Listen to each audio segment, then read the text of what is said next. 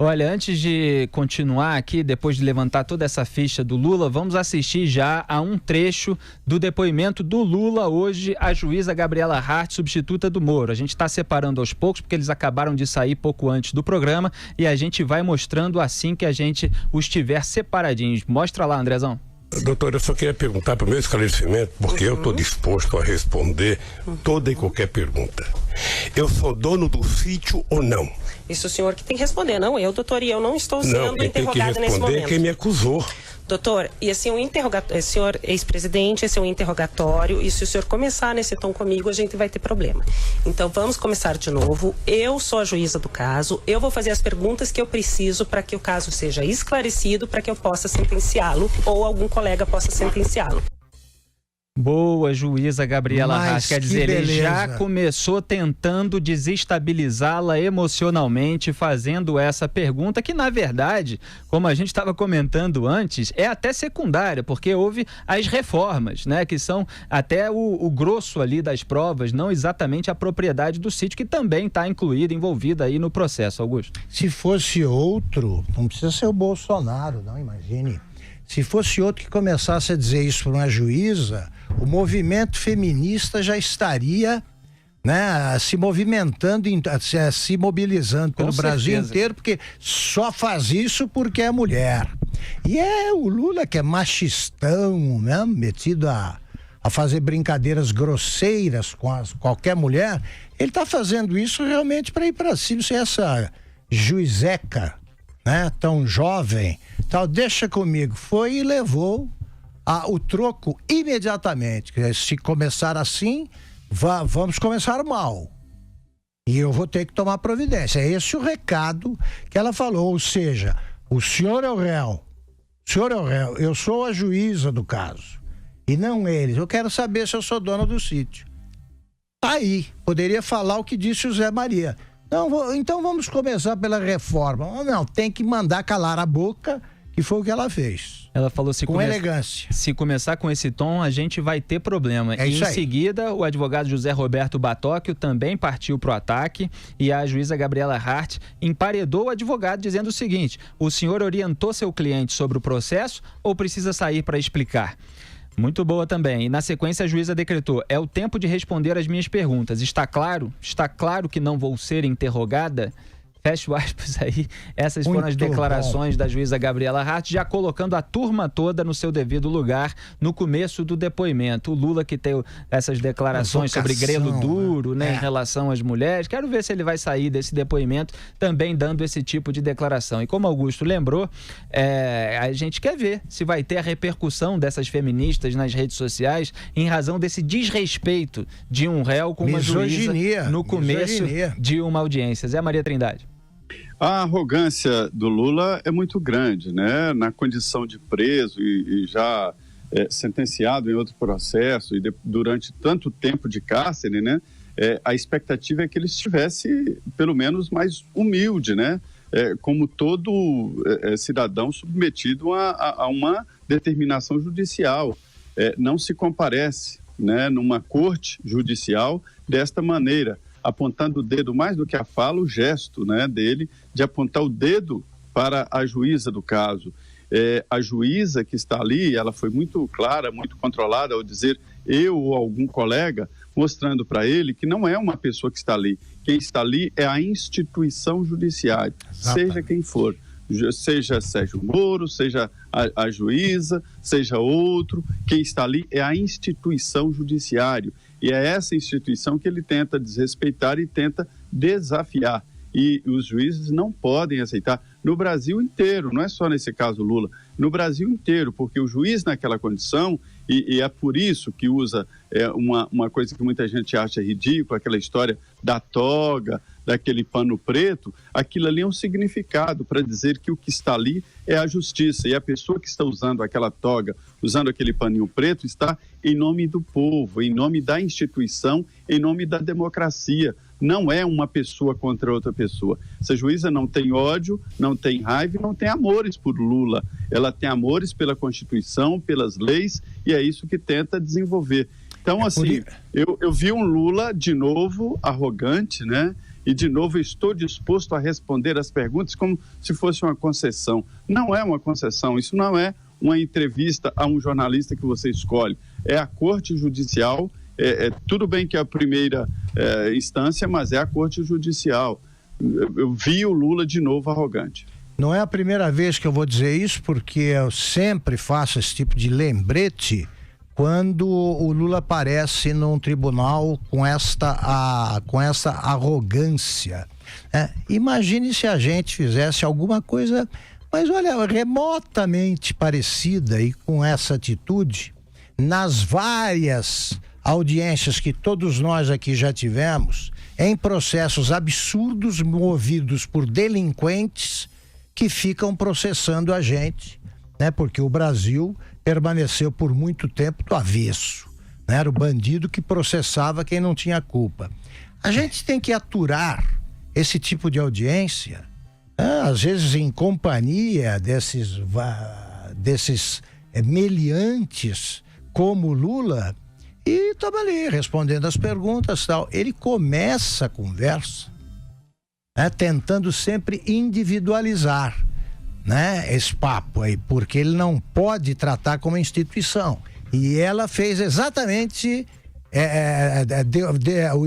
ele foi enquadrado por essa lembrança. Ele está conversando com a justiça, ela ou outro colega vão mostrar que não foi uma conspiração liderada pelo Sérgio Moro que levou o Lula à cadeia. Foi a ação correta do Poder Judiciário. E já tem mais trechos separados para vocês ouvirem aqui de modo fresquinho, que acabou de sair. O Lula tentou fazer um discurso político e foi repreendido pela juíza Gabriela Hart. A gente tem esse trecho, solta lá, Andrezão. A Vossa Excelência, educadamente e cordialmente, que fosse possível o depoente, nesse ato que ele pode fazer a sua autodefesa, que ele pudesse completar as respostas e desenvolver os raciocínios necessários para a concretude do ato. Mas se ele fugir do assunto e começar com um discurso político, doutor, infelizmente eu estou comandando a audiência, eu vou ter que cortar. Doutora, inclusive, o problema é que esse assunto não tem um tema específico, porque inventou-se duas palavras mágicas, o PowerPoint e o contexto. Isso sabe? já foi passado e nessas duas palavras parece uma caçamba de jogar problema. Vamos às perguntas. Então tudo está dentro do contexto, porque a mentira tem que ser... Senhor presidente, o senhor está aqui para se defender, o senhor fique tranquilo, se for mentira, se for mentira, o órgão acusador do Ministério Público ele não tem interesse em condenar pessoas por fatos que são falsos. Então o senhor fique tranquilo com relação a isso. Vocês já conseguiram até me tirar do processo eleitoral. Senhor presidente, não foi... Eu sabia que se eu fosse candidato eu ganhava no primeiro turno das eleições. A primeira coisa foi me condenar de forma apressada para me tirar. Daí, toda aquela mentirada que José Dirceu disse ontem e a gente comentou aqui, se o Lula fosse candidato, ganharia no primeiro turno, mais da metade da população brasileira considerava a prisão dele justa, a rejeição ao PT estava em mais de 50% também. Isso tudo é ilação, isso tudo é invenção da cabeça dele. E eles estão ali, Augusto Nunes, visivelmente tentando tumultuar a audiência, transformar aquele momento que ele tem para se defender em relação ao processo, em relação ao caso específico, num palanque para discurso político. E a juíza está fazendo a sua intervenção com um membro, acho que do Ministério Público, deixando bem claro que se for tudo mentira, o Ministério Público não vai querer pedir a condenação do Lula, que ele pode ficar absolutamente tranquilo. Se está intranquilo, se está querendo enrolar, se está querendo usar a audiência como palanque, é justamente porque sabe que não é mentira. Já, olha, eu estou acompanhando com admiração, esse é o lado bom, o desempenho da juíza. A reprodução, né, do desempenho, porque já terminou o julgamento, é isso? Já. A audiência. A audiência. Ela está se portando muito bem, com calma, e está mantendo as coisas em ordem, porque o Lula, ele está mostrando mais uma vez, com uma nitidez desoladora, a ausência de argumentos e de álibis. Ele não tem como se explicar. Então agora, já me tiraram, o que ele diz? Já me tiraram do processo eleitoral, porque eu ia ganhar no primeiro turno. E era levar uma surra das urnas, merecidíssima, como levou o Andrade, né? O poste que ele tentou instalar na presidência. Agora, vamos falar o português correto e colocar aí os pingos nos is. Trata-se de um ladrão tentando tumultuar uma audiência, com um argumento que já não, uma audiência judicial tentando usando um argumento que já perdeu o prazo de validade, não tem mais nenhuma eleição pela frente. Porque o que ela está querendo impedir? A candidatura dele a quê?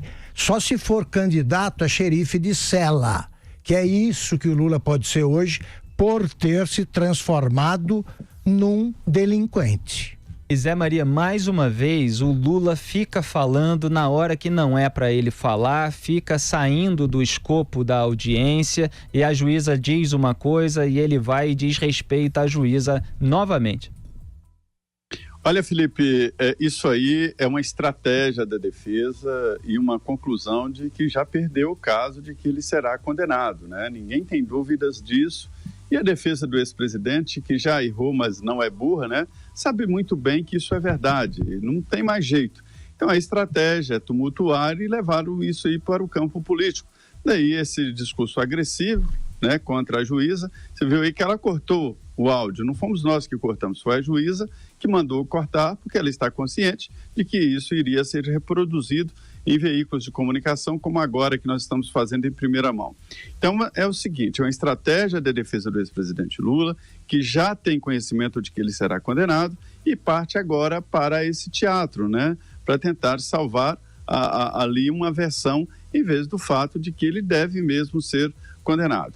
Eu vejo essa situação do ex-presidente Lula muito parecido com a situação do ex-governador do Rio de Janeiro, Sérgio Cabral, que, entendendo que já estava condenado e que não tinha nada a perder, decidiu agredir a família do juiz Bretas.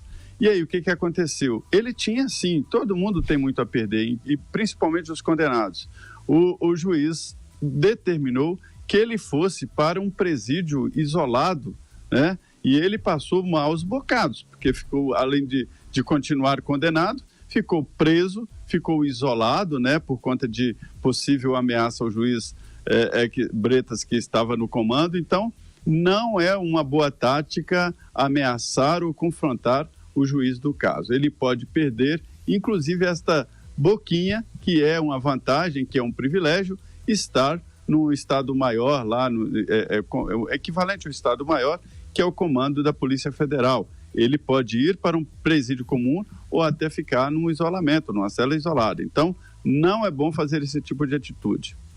E a gente vai assistir a mais um trecho desse depoimento do Lula à juíza Gabriela Hart. A juíza perguntou se o Lula ocupava o quarto principal do sítio de Atibaia quando ele ia para lá. Vamos assistir como é que foi a situação, Andrezão. Solta lá. Mas o senhor que ocupava o quarto principal? Quando me dava, eu ocupava. Mas tinha os objetos pessoais estavam lá? Isso era uma deferência que eu recebia tanto lá na chácara quanto eu recebia no Palácio da Rainha da Inglaterra, no Palácio da Rainha da Suécia, em vários lugares que eu frequentei, inclusive no Kremlin, sabe? Eu tive o prazer de ser convidado a dormir no Kremlin.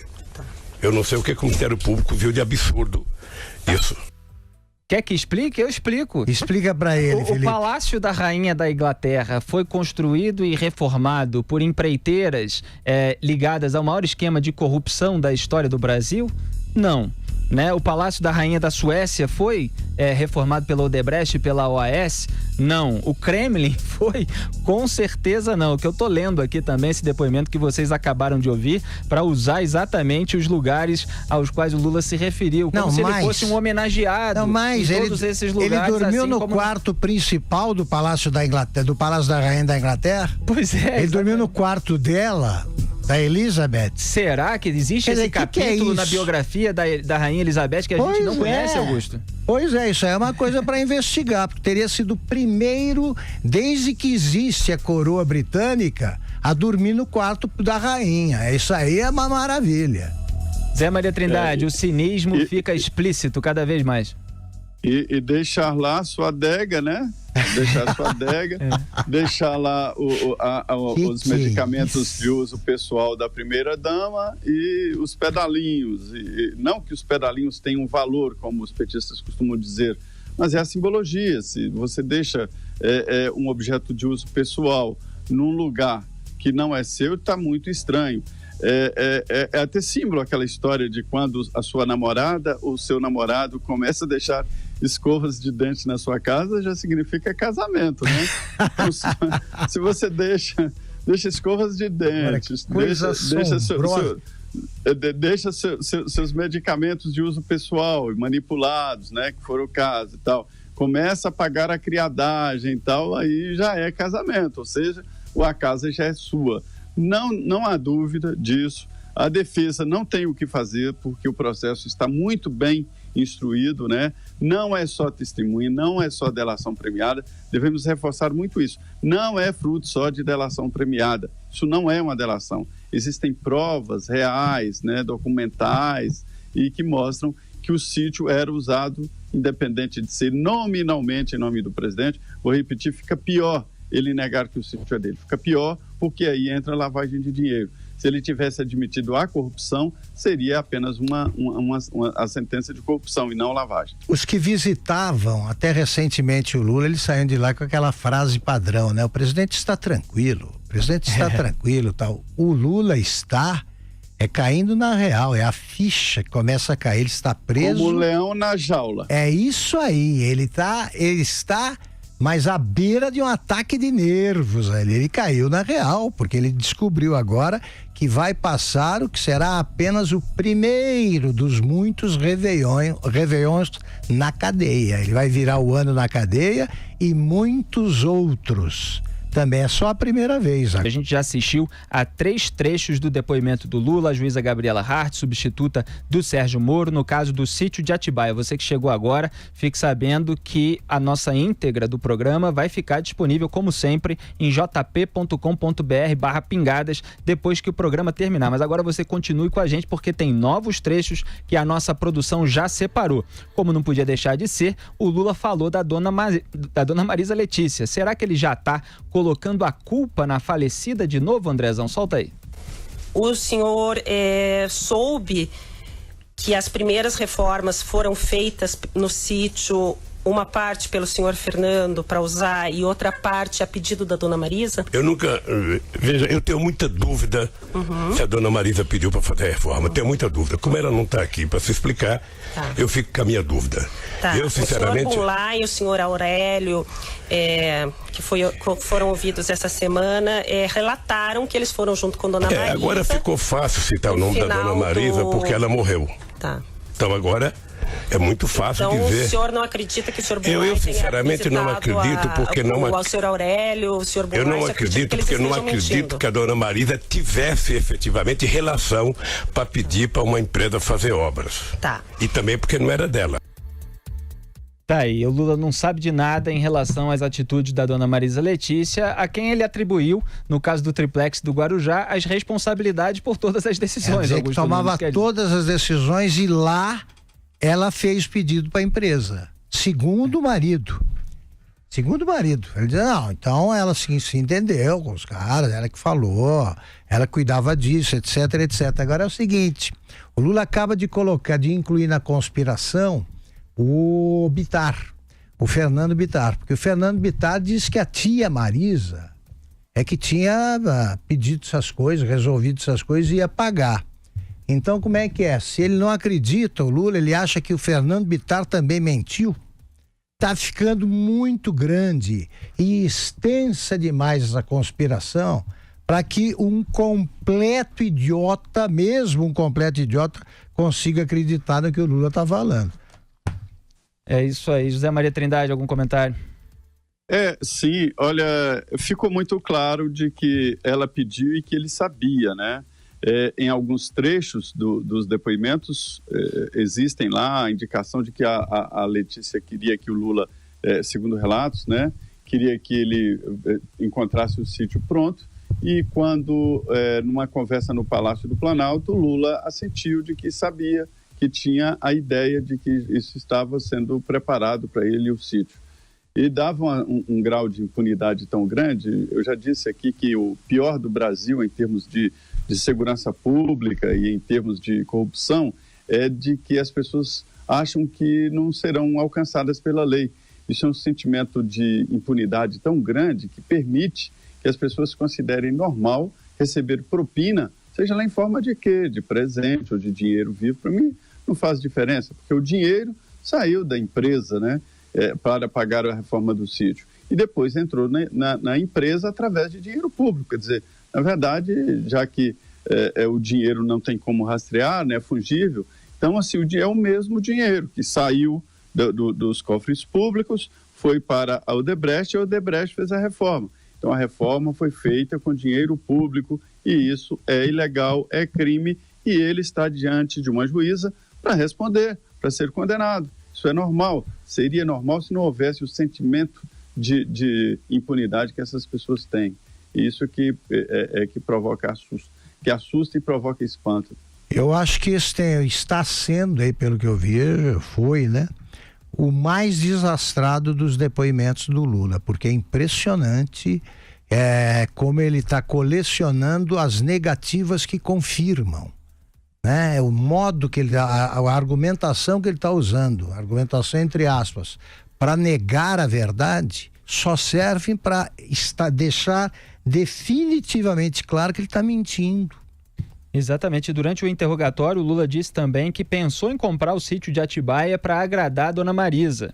Eu tive pensando, palavras do Lula, porque se eu quisesse comprar o sítio, eu tinha dinheiro para comprar o sítio. Acontece que o Jacob Bittar não pensava em vender o sítio.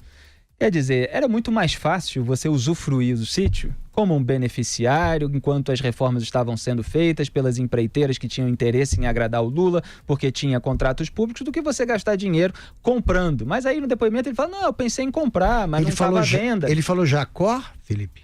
Ele falou Jacob Bittar, que é o pai do Fernando Bittar. Que é o pai. Então, isso aí pode ser um tremendo ato falho também, porque o filho não tinha dinheiro para isso aí.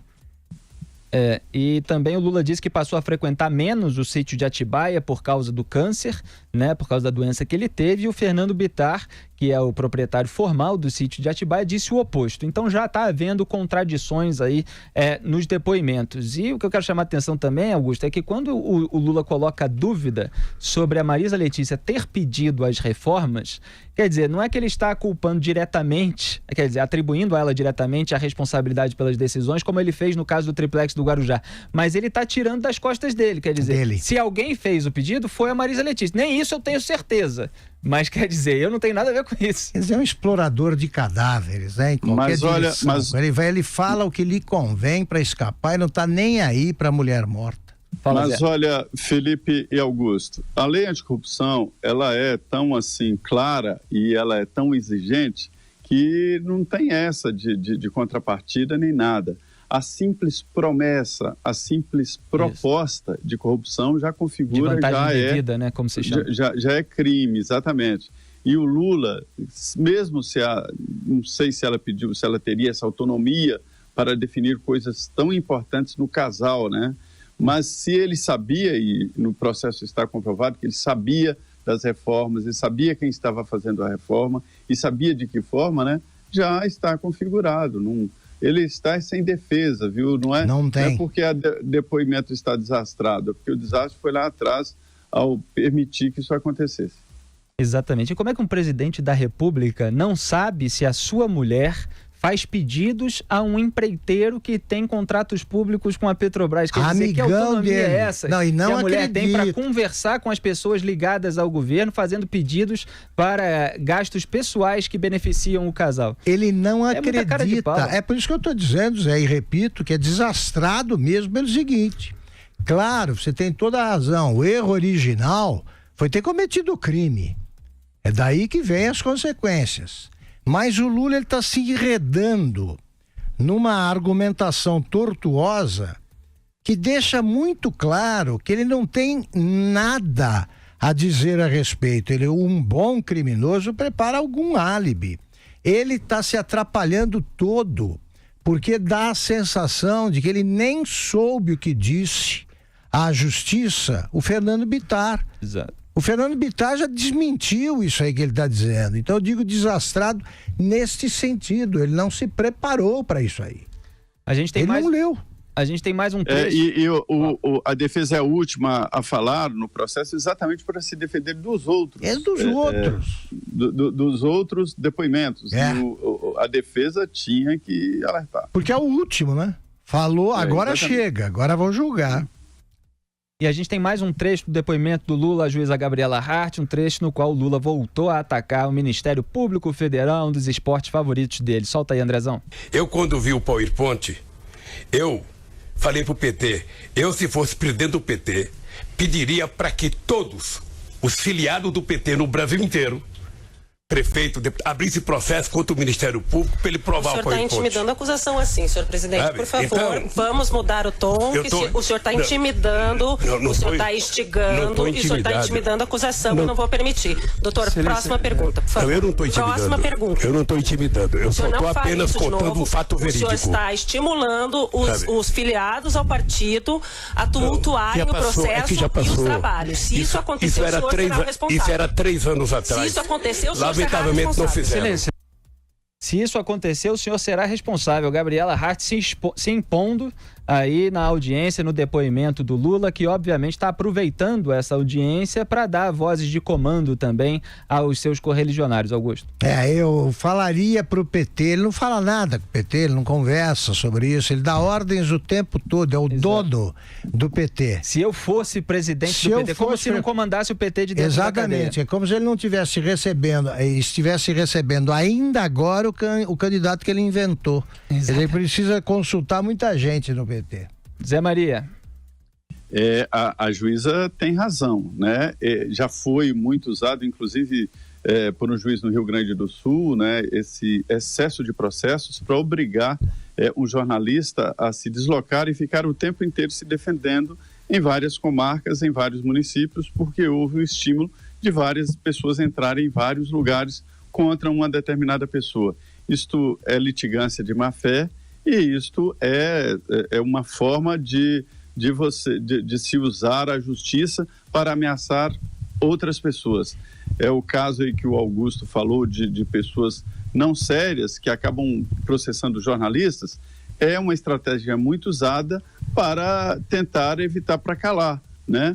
Entrar com processos, mesmo sabendo que não ganhará, mas para dar ao trabalho da pessoa viajar, ir lá, prestar depoimento, que são coisas que tomam tempo, tumultuam sua agenda de trabalho, né? Então era isso que estava tentando instigar o ex-presidente Lula e a juíza definiu claramente, ele será responsável se uma enxurrada de processos desse acontecer pelo país como forma de tentar evitar que o Ministério Público faça a sua função, né?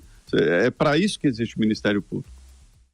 Agora nós temos um trecho do Lula, mais um trecho, repito, do depoimento do Lula à juíza Gabriela Hart, substituta do Sérgio Moro. É o 6º trecho que a gente está mostrando aqui, fresquinho para os ouvintes e espectadores de Os Pingos nos Is, em que o Lula diz que confia na justiça e que a verdade vai prevalecer. É isso mesmo, Andrezão? Mostra.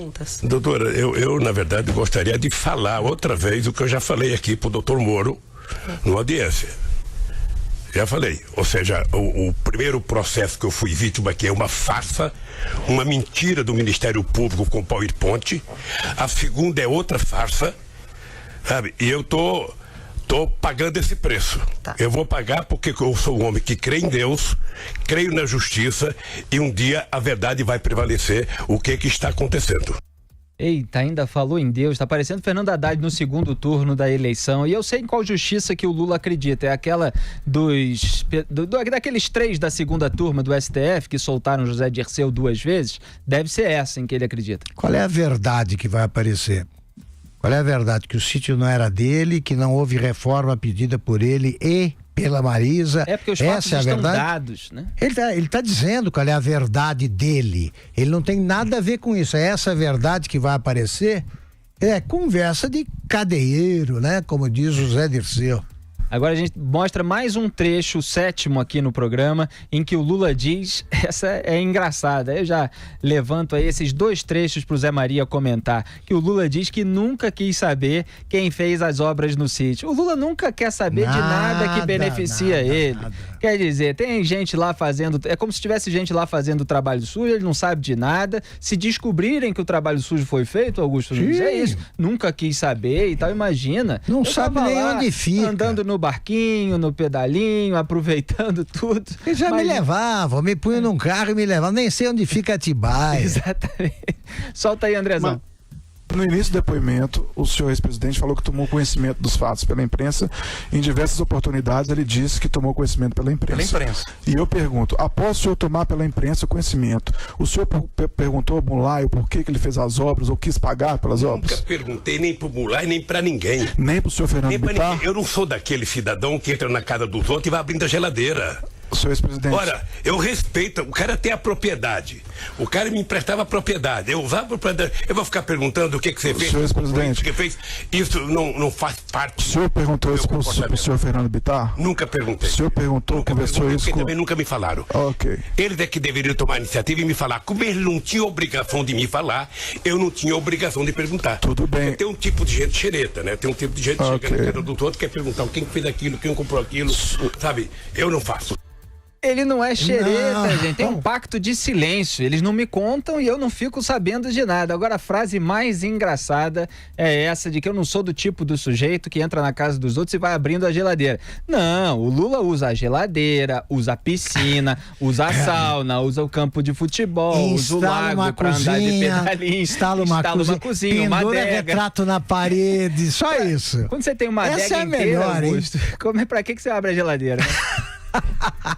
Zé Maria Trindade. Meu Deus. Olha, fica muito claro, o depoimento é patético. Lula está visivelmente alterado. Tá. É um leão numa jaula daqueles que fica rodando de um lado para outro, de um lado para outro. Para quem nunca acompanha o depoimento é objetivo. Existem perguntas que o depoente, né, seja o acusado ou o depoimento, ele responde objetivamente. Alguém lhe perguntou?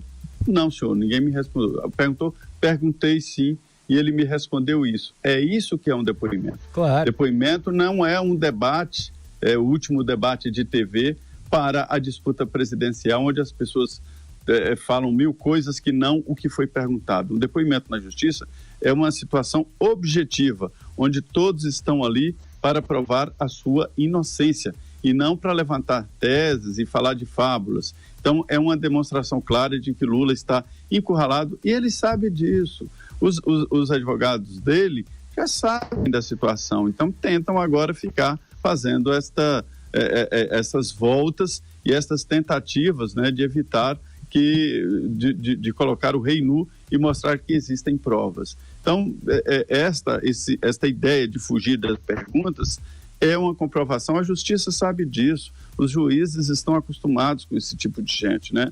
Só que não é transmitido em rádio e TV todos os dias, mas aí uma demonstração clara de está encurralamento. A gente tem mais trecho do depoimento do Lula, a juíza Gabriela Hart, para dar tempo da gente mostrar aqui para vocês. O Lula disse que não sabia que tinha que pagar pelas obras porque achava que o dono já tinha pago. Olha só, Augusto Nunes. Agora é com o Bittar. É aquele pacto de silêncio, eu só usufruo, entendeu? E eu não quero saber de mais nada. Já está um acusando o outro.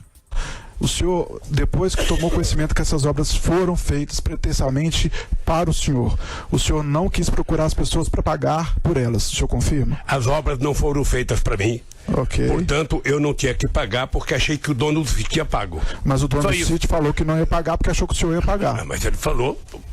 Paciência. Que não é delator, por sinal. Eu sei, mas ele falou que não pagou, achando que a Marisa tinha pago, eu não tenho mais como perguntar. Okay, o que eu acho grave, que você deveria perguntar, era por que o Léo não cobrou? Por que o Léo não cobrou? O cara que tem que receber é o cara que vai todo santo dia cobrar. O cara que tem que pagar, se puder, nem passa perto. O senhor Léo Pinheiro não cobrou porque ele disse que fez a obra em benefício do senhor. Vossa Excelência vai debater agora? Não, eu estou falando, estou explicando para perguntar. Não cabe esse debate. Foi o advogado Lula ali interrompendo quando o membro do Ministério Público estava dando a explicação que o Lula pediu, né? Não, vamos explicar para ele? Eu estava pronto para explicar e eu fiquei feliz até de que apareceu uma voz ali para explicar que o Léo Pinheiro fez as obras para agradar o presidente porque ele quer contratos públicos da Petrobras e de outras estatais. Porque já tinha recebido. Em retorno, porque já tinha recebido, estava dando a contrapartida, Augusto. Exatamente, só isso. Agora quero que ele... A conversa dele... Sei lá porque que ele falou isso.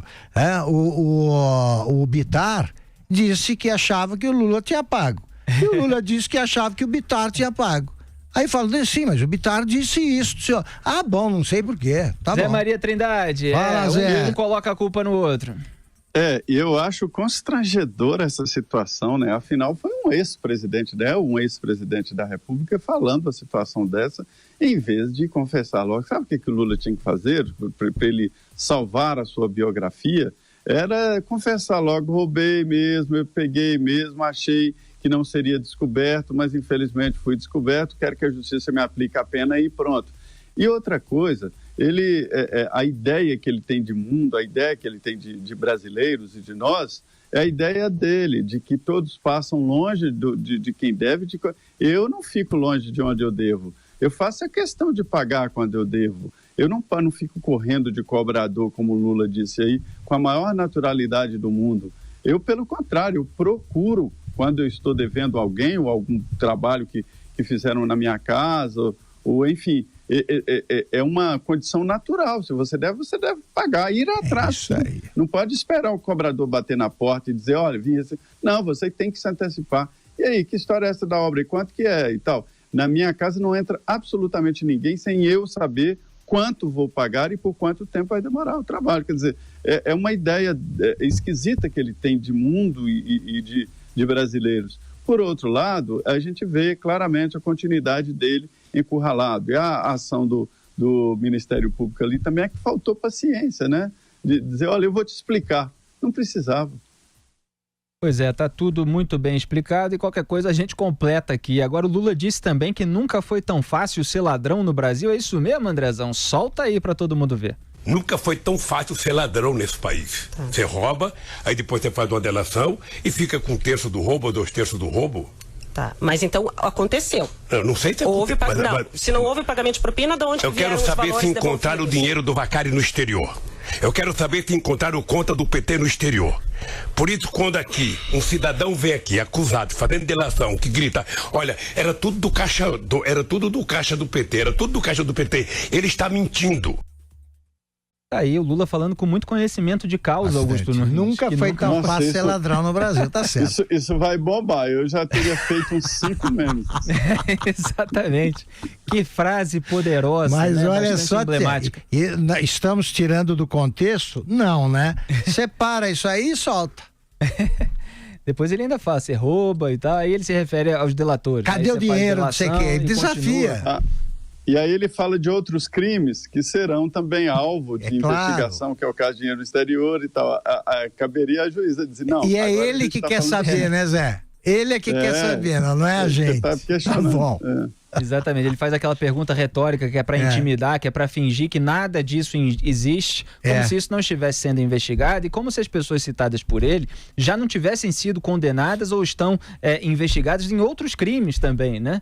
Então, assim, não tem nenhum santinho nessa turma, não. É o que o Zé tá dizendo, né? O leão na jaula aí, porque o homem tá no limite o tempo todo, rapaz. Ele não consegue ter tranquilidade.